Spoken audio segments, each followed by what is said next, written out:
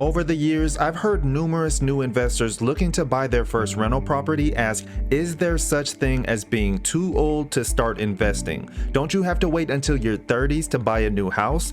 You look at some of the most successful real estate investors like Grant Cardone, Dave Ramsey, or even Noel Randall and ask yourself how they got to that level of success in real estate.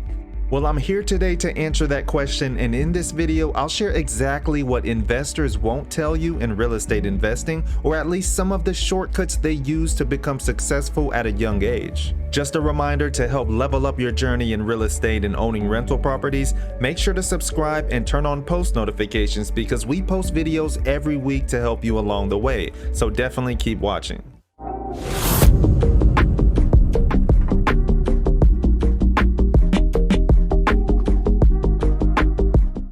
Now, due to the compound effect, the younger you start buying investment properties, the longer your time horizon is to realize gains, build wealth, and create an awesome financial future. The best way to learn how to invest money is to make mistakes and then to learn from them. The problem with rental investments is that even small mistakes can be very costly. Every investment ties up a large amount of capital, often leveraged up with a mortgage, creating significant liabilities from interest payments to property taxes and even maintenance issues.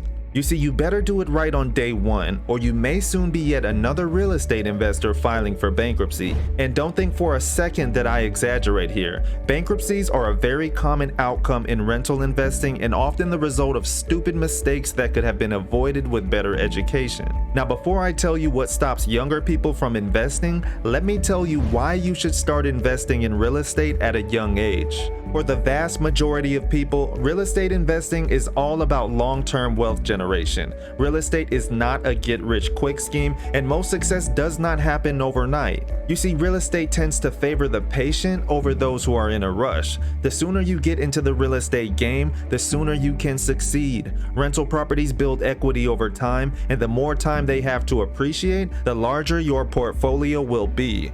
After all, passive income is key to lifelong wealth. You can then use that equity to buy additional investment properties, accumulating cash flow and appreciation. If you want to build wealth through rentals or other long-term real estate investments, the more time you have, the better. Here are the reasons that stop young investors from getting started. First is they have very little money. Let's face it, most young people are pretty broke. Maybe you've got a good job and have so much disposable income you don't know what to do with it, but chances are you're living pretty close to paycheck to paycheck. Next, they have very little life experience. When I was 21, I thought I knew a lot. I really did not know anything about real estate. You also have too many video games. Sometimes all we want to do is play some video games, hang out on Facebook or Instagram, and watch television or Netflix all day.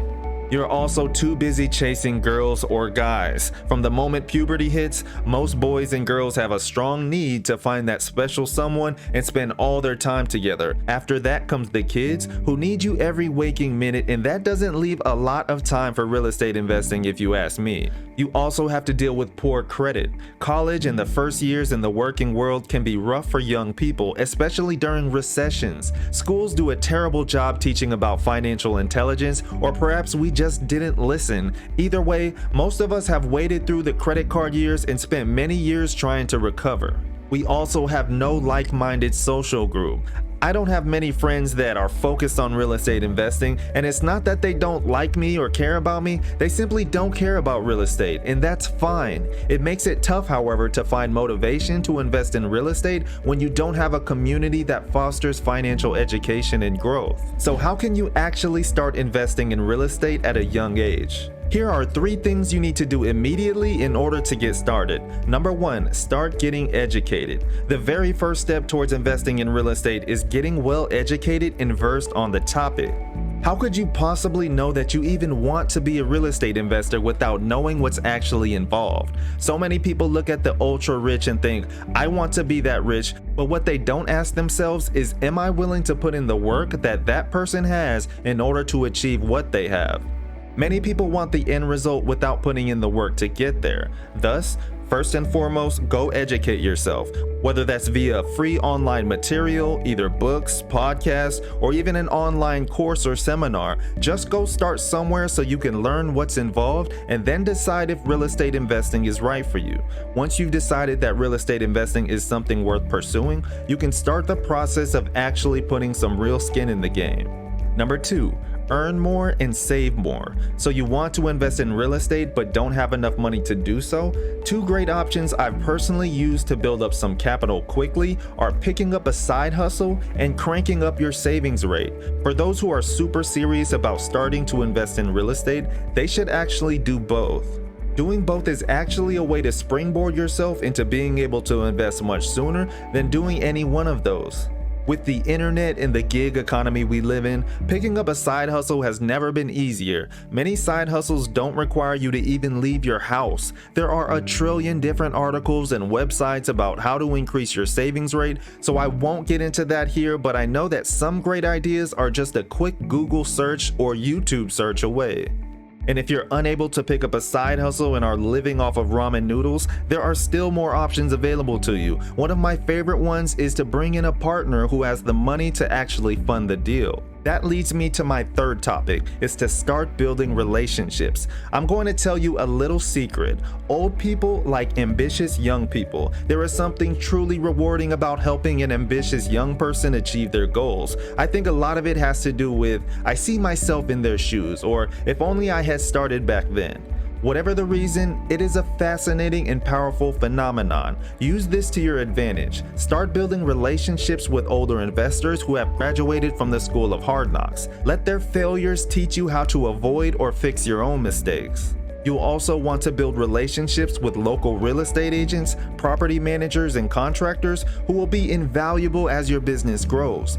There are two great places that you can start building these relationships today, and that's locally and online. Locally, there are probably dozens, if not hundreds, of old-time landlords and real estate investors in your area who may take you under their wing to help mentor and train you. These relationships are often simply a friendship built over many cups of coffee and errands run for the investor.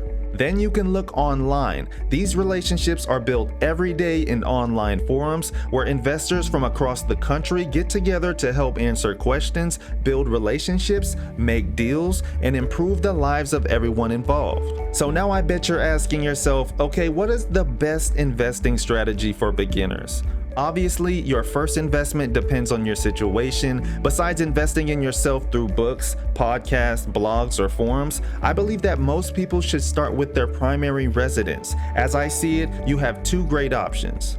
First is a live-in flip. With this method, you live in a single-family home while you fix it up to sell. The beauty of this method is that you have to pay to live somewhere anyways, but there are effectively no holding costs. You could take 3 months or 3 years to sell it, but in the end, you'll profit. Additionally, if you buy with a fixed-rate mortgage via a traditional lender, which you should actually, your payment will stay fixed for as long as it takes. You can even try house hacking where you rent out a room for additional income. Next would be small multifamilies. I'm a huge fan of multifamily properties.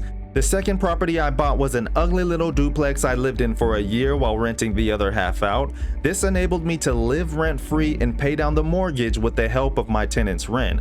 Plus, I could quit my job, and then I could get into investing full-time. After you leave, those apartments become the first in your investment collection.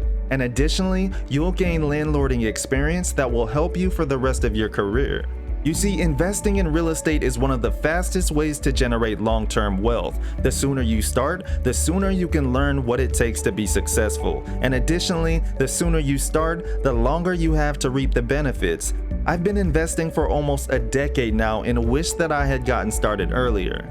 But nonetheless, it is never too early to start, and starting can just mean picking up a book and getting educated. There is nothing that says once you get educated you have to invest, although I would highly recommend it. And if you truly want to get educated on owning rental properties, we've created an entire playlist to walk you through the ins and outs of real estate investing, so check that video out as well. And until next time, we'll see you guys in the next video.